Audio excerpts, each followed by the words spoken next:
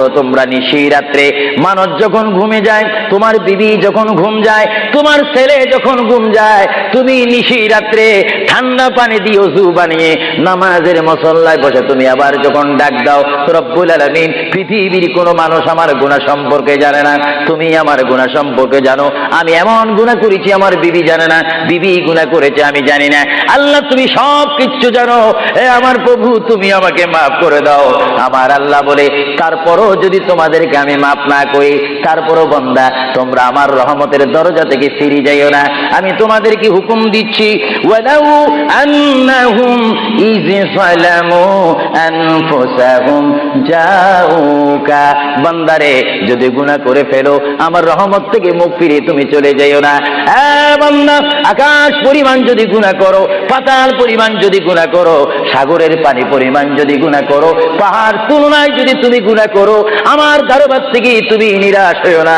বান্দা আমি তোমাকে একটি রাস্তা পাঠাই দিচ্ছি, একটি পথ তোমাকে আমি দেখাই দিচ্ছি। সেই পথটি কোন পথ তোমরা জানো?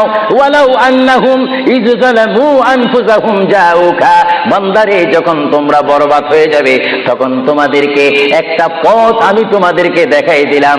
সেই পথটির নাম হচ্ছে আমার রাসূলের মদিনা। জুড়ে বলেন সুবহানাল্লাহ। বান্দা আমার নবীর দরবারে গিয়ে কেঁদে কেঁদে তোমরা বলো, ইয়া রাসূলুল্লাহ, ইয়া হাবিবাল্লাহ, আয়াকা ইয়া রাসূলুল্লাহ। আল্লাহ কোরআনে বলেছে, ওয়ালাউ আন্নাহুম ইয যালামু আনফুসাহুম জাউকা ফাস্তাগফিরুল্লাহ ওয়াস্তাগফার লাহুমুর রাসূল।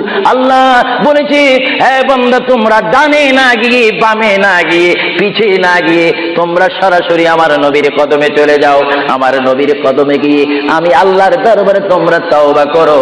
তওবা করতে করতে তোমাদের চোখের পানি যখন বাইর হয়ে যাবে, আর ওই মুহূর্তে যদি আমার বন্ধু যদি তোমাদের জন্য আমার দরবারে সুপারিশ করে, আমি আল্লাহ তোমাদেরকে ওয়াদা দিয়ে দিলাম, গ্যারান্টি দিয়ে দিলাম, আমার রাসূল যদি তোমাদের জন্য আমার দরবারে সুপারিশ করে, সঙ্গে সঙ্গে বান্দা তোমার অতীতের জীবনের কবিরা সগীরা গুনাহ মাফ করে দেব। জোরে বলেন সুবহানাল্লাহ।